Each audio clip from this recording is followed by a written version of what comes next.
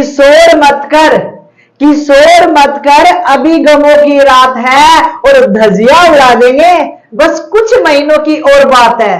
धजिया उड़ा देंगे, बस कुछ महीनों की और बात है। वेलकम टू ऑल, स्वागत है एक बार फिर से आप सभी का आपके अपने YouTube channel VCR with Rahul भैया पे। बाबू इस वीडियो में 10 सवाल होंगे और 10 सवाल वो होंगे जो एग्जाम हॉल में तबाही मचा रहे होंगे। बाबू इन वीडियो की जो इंपॉर्टेंस है, आपको एग्जाम हॉल में जब आपके पास पेपर होगा ना, पेपर, तब आपको यकीन होगा। बाबू यकीन मानना, ठीक है। 10 सवाल होंगे, स्लाइड में 6 सवाल है, हम करते हैं सोल्व। बाबू पहला क्वेश्चन क्या रखा है, साइन की पावर 3 कोस की पावर 2x और dx का हमें करना है समाकलन। बाबू जब साइन और कोस एक साथ आ जाए और इनकी पावर इवन या फिर ओड हो, तो आपको छोटा सा तरीका बताता हूं। आपको जो ओड पावर दे रखी है उसको ब्रेक कर लो। क्या मैं इसको ऐसे लिख सकता हूं क्या, साइन की पावर 2x और इंटू में साइन x लिख सकता हूं क्या? बिल्कुल सर, कोई तकलीफ वाली बात नहीं है। बाबू ये बताओ, क्या मैं साइन स्क्वायर को 1 माइनस कोस स्क्वायर लिख सकता हूं क्या? इसको 1 माइनस कोस स्क्वायर लिख सकता हूं। चलो जी, यहाँ पे है साइन x और यहाँ पे है कोस स्क्वायर x और इंटू में dt।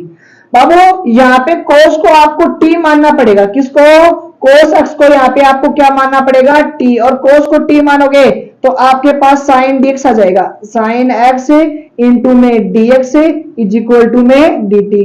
सर यहाँ तो नेगेटिव है ही नहीं, तो इस नेगेटिव को इधर पहुंचा दो, बात कोई तकलीफ वाली थोड़ी है। चलो जी, करूँ आगे सोल्व। चलो अपना ही पलाटे इसको सोल्व कर लेते हैं। बाबू i इज इक्वल टू समाकलन। बाबू 1 तो बेटा ऐसा कैसा, और कोस को मैंने माना है t, तो यहाँ पे हो गया t स्क्वायर। साइन x और इंटू में dx क्या आ गया, माइनस का dt, तो यहाँ पे आ गया माइनस और यहाँ पे आ गया dt। और क्या बच गया, कोस। कोस को मैंने माना है t, तो यहाँ पे क्या आ गया, कोस स्क्वायर। इसको आगे सिंप्लीफाई कर लो। बाबू नेगेटिव तो ऐसा कैसा, इसको अंदर मल्टीप्लाई कर दो। यह आ गया t स्क्वायर माइनस t की पावर 4 इंटू में dt। कोई तकलीफ वाली बात है क्या? चलो बाबू ये नेगेटिव साइन है, अंदर मल्टीप्लाई करेंगे तो नेगेटिव वाला पॉजिटिव हो जाएगा और पॉजिटिव वाला नेगेटिव। अब हम इसका डायरेक्ट समाकलन कर सकते हैं। किससे? x की पावर n से। किससे? x की पावर n से। पावर 4 है तो पावर कितनी हो जाएगी बाबू? पावर हो जाएगी 5 और उसी पावर को डिवाइड में करना है, माइनस की जगह है माइनस। पावर 2 है, उसमें 1 ऐड कर दो तो कितनी जाएगी, पावर 3, और वही पावर कहां जाएगी, डिवाइड में, प्लस का c। चलो जी बाबू t की वैल्यू कितनी है बेटा, कोस है, तो यहाँ पे लिख दो कोस x की पावर कितनी भाई मेरे, 5 डिवाइड में 5, माइनस t की वैल्यू कितनी है, कोस है, तो कोस की पावर 3 डिवाइड में 3 और प्लस का c। पहले क्वेश्चन का जो राइट आंसर है अपने पास आ चुका है। मैंने जो ओड पावर है यानी विषम जो घात है उसको ब्रेक किया, स्क्वायर में कन्वर्ट कर लिया बेटा। स्क्वायर को 1 माइनस कोस स्क्वायर लिख सकते हैं ना। चलो जी, और यहाँ पे कोस को t माना है। किसको माना है? कोस को t माना है। कोस को t माना तो साइन dx अपने हमें मिल गया। मैंने यहां से रखा, अंदर मल्टीप्लाई किया, बाहर वाले साइन को अंदर मल्टीप्लाई किया, तो अपने पास ये बन गया, ये फॉर्मेट बन गया ना। हमें x की पावर n का फॉर्मूला याद है, x की पावर n का याद है ना, पावर 1 ऐड करते हैं, जो पावर ऐड किए n प्लस 1 उसी का डिवाइड करते हैं। 5/5 3 और बटे 3। आई होप आपको क्वेश्चन नंबर फर्स्ट समझ में आया होगा। बाबू आपको तो मैं क्वेश्चन नंबर फर्स्ट को मिटा दूं क्या, क्योंकि यहाँ पे क्वेश्चन नंबर 2 और 3 भी सोल्व करना है। मिटा दूं क्या नंबर 2 और क्वेश्चन नंबर 3? बाबू क्या लिखा हुआ है, सेक स्क्वायर, इसको मान लेते हैं x, सेक स्क्वायर x और इंटू में dx। तो सेक स्क्वायर का जो समाकलन होता है वो डायरेक्ट ही होता है। सेक स्क्वायर क्या क्या होता है सर, 10 होता है। क्या होता है? 10 होता है सर। 7 माइनस का 4x। और बाबू मेरी एक बात और नोट कर लेना, जब भी आपके पास एंगल में जो x का कोफिशिएंट है ना, उसी का ही आपको क्या करना होता है, डिवाइड करना होता है। तो x का कोफिशिएंट कितना है, माइनस का 4, और ये लो अपना राइट आंसर। आई होप आपको समझ में आएगा। क्वेश्चन नंबर 10 tan स्क्वायर, और tan स्क्वायर का डायरेक्ट समाकलन आपको कभी नहीं करना क्योंकि होता ही नहीं है। तो हमेशा जब भी आपके पास tan स्क्वायर आए तो हमेशा उसको सेक स्क्वायर -1 में कन्वर्ट करना है। इसमें सेक स्क्वायर में, तो यहाँ पे लिख दो सेक स्क्वायर x की जगह क्या है 2x-3 और यहाँ पे लगा दो माइनस का 1 बाबू, इनटू में क्या करें बेटा dt। चलो जी बाबू सेक स्क्वायर एक्स का, सेक स्क्वायर का मैंने अभी अभी आपको क्या बताया, सेक स्क्वायर का होता है tan x, क्या होता है tan x होता है। और मैंने ये भी तो कहा था जो एंगल है यानी x का कोएफिशिएंट कितना है 2 है, उसी का ये आपको क्या करना होता है डिवाइड करना होता है, माइनस की जगह माइनस, 1 का हमेशा होता है कितना x, मैं बार बार ये बात आपको बता रहा हूं, 1 का हमेशा कितना होता है बेटा जी सर, वो होता है बाबू कितना भाई मेरे x होता है। आई होप क्वेश्चन नंबर 3 भी आपको समझ में आ रहा होगा। Question number 4, y is equal to cos x divide में log x, तो आपको इसका करना है अवकलन। बाबू मेरे पास एक फॉर्मूला होता है, जब भी आपके पास u अपॉन में v होता है ना, क्या u अपॉन में v, तो क्या होता है सर नीचे वाले का तो वर्ग और नीचे वाला फलन, ऊपर वाले का क्या होगा अवकलन, माइनस ऊपर वाला फलन, माइनस ऊपर वाला फलन है और नीचे वाले का अवकलन। ये चीज आपको याद करनी है, ठीक है ना। चलो जी कर दू सोल्व भाई। सर नीचे वाले का वर्ग, क्या बोला मैंने, नीचे वाले का वर्ग और नीचे वाला फलन, नीचे वाले का वर्ग नीचे वाला फलन ऊपर वाले का अवकलन। कोस का अवकलन क्या आता है, वो कोस का अवकलन कितना होता है माइनस का साइन एक्स, तो माइनस लगा दिया आगे। यू मतलब ऊपर वाला फंक्शन, ये लो ऊपर वाला फंक्शन। सर नीचे वाले का अवकलन नीचे log x का होता है 1 अपॉन में x। आई होप आपको यहाँ तक चीजें क्लियर होगी। बाबू इसके डिवाइड में तो x आ गया, इसके डिवाइड में कुछ नहीं तो 1 आ गया, नीचे वाले को भूल जाओ। ऊपर एलसीएम कितना आ गया बाबू मेरे पास, ऊपर आ गया एलसीएम x आ गया, तो x में 1 का डिवाइड किया तो आया x, और ये x इस पूरे से क्या जाएगा मल्टीप्लाई, तो यहाँ पे क्या जाएगा x log x, बाहर माइनस का साइन और ये हो गया x। नेगेटिव था बाबू मैंने वो लिख दिया, माइनस की जगह माइनस, x में x का डिवाइड किया तो कितना हो गया सर 1 हो गया, 1 को इससे मल्टीप्लाई करेंगे तो ये ऐसा का ऐसा। डिवाइड में क्या चल रहा है सर log x का स्क्वायर, तो ये डिवाइड में लिख दो, आप क्या कहां लिख दो डिवाइड में, ये अपना राइट आंसर। आप यहाँ पे माइनस कॉमन ले लोगे तो भी बढ़िया हो जाएगा, तो यहाँ पे क्या जाएगा प्लस। आई होप आपको ये सवाल समझ में आया होगा। क्वेश्चन नंबर नेक्स्ट, यदि दो सारणिक आपको इक्वल दे दे, क्या दे दे, यदि आपको दो सारणिक इक्वल दे दे तो बाबू पहले इस सारणी का मान निकालो, फिर इसका मान निकालो, फिर इसको सोल्व करना है, ठीक है ना। चलो सर इसको इससे किया तो वो कितना हो गया सर 10 हो गया, माइनस इसको इससे किया तो कितना हो गया 12 हो गया, इज इक्वल टू इसको इससे किया तो कितना हो गया 5x हो गया, और इसको इससे किया तो कितना हो गया 6x हो गया। इसको सोल्व करो तो सर ये हो गया माइनस का 2 हो गया, 6 में से 5 गया तो माइनस का 1, माइनस से माइनस कैंसिल आउट हो गया तो x इज इक्वल टू कितना आ गया 2 आ गया। भाई साहब ये तो खतरनाक सवाल निकला। चलो जी क्वेश्चन नंबर 6, जब भी आपको दो इस बार आयु दे रखी है, मैट्रिक्स दे रखी है, जब भी आपको मैट्रिक्स दे बाबू इसको मिटा दे देंगे, x प्लस 1 ये हो जाएगा इसके इक्वल, तो यहाँ पे लिखो x plus y is equal to में 6 हो गया। सर ये वाला हो जाएगा इसके इक्वल हो जाएगा, तो सर x इंटू में 8 हो जाएगा। बाबू बहुत ज्यादा इंपॉर्टेंट सवाल है, बहुत ही ज्यादा, ये मान के चलो 100% इंपॉर्टेंट है, 100% इंपॉर्टेंट मतलब छपने वाला है। चलो जी x plus y is equal to 6, x plus x multiply में इज इक्वल टू 8 है। चलो इसको सोल्व कर लो, यहाँ पे x की वैल्यू निकाला है फिर y की निकालो, एक ही बात है। चलो निकाल ली मैंने, 6 माइनस का y वो उठा के यहाँ पे रख दो, सर 6 माइनस का y और मल्टीप्लाई में y इज इक्वल टू में 8 है, इक्वेशन बन जाएगी क्वाड्रेटिक इक्वेशन, और इसको सोल्व कर लेना। सर ये लो बाबू ये पूरा प्रोग्राम उधर लेके चला जाऊं क्या आगे की तरफ। चलो जी सर वाई स्क्वायर ये गया इधर तो प्लस का, ये इधर गया तो माइनस का, और ये इधर 8 किसका है प्लस का, ये इज इक्वल टू में 0, मल्टीप्लाई करने पे 8, जोड़ने घटाने पे सर 6, तो 4 इंटू 2, 4 इंटू 2, वेरी गुड। आपको फैक्टर तो करने आते होंगे, 10वीं क्लास का काम कर रहा हूँ। y कॉमन आ गया तो y माइनस का 4 माइनस का 2 कॉमन आ गया, तो y माइनस का 4 इज इक्वल टू में 0। तो एक बार y की वैल्यू कितनी आ जाएगी 4 आ जाएगी, एक बार y की वैल्यू कितनी आ जाएगी 2 आ जाएगी। चलो जी तो अपने पास दो वैल्यू आएंगे, मतलब x की भी दो ही वैल्यू आएंगी, तो सर y की दो वैल्यू, एक तो है y बराबर 2 है और एक y बराबर 4 है। y की वैल्यू अगर 2 रखूंगा, यहाँ पे 2 रखूंगा तो उधर जाके माइनस का जाएगा, तो x की जो वैल्यू आएगी वो कितनी आएगी 4 आएगी। सर अच्छा अच्छा अच्छा अच्छा y की वैल्यू यहाँ पे 4 रखूंगा तो उधर जाके कितनी हो जाएगी 2 हो जाएगी। ये अपने पास क्या आ गया क्वेश्चन नंबर 6 का कंप्लीट सॉल्यूशन।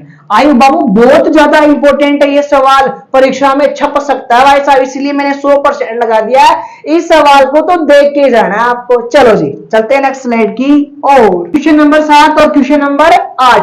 क्वेश्चन नंबर 4 दे रखा है, एक रेखा युग्म दे रखा है, यानी दो रेखा दे रखी है आपको, रेखा का पेयर दे रखा है, उनके बीच एंगल फाइंड आउट करना है।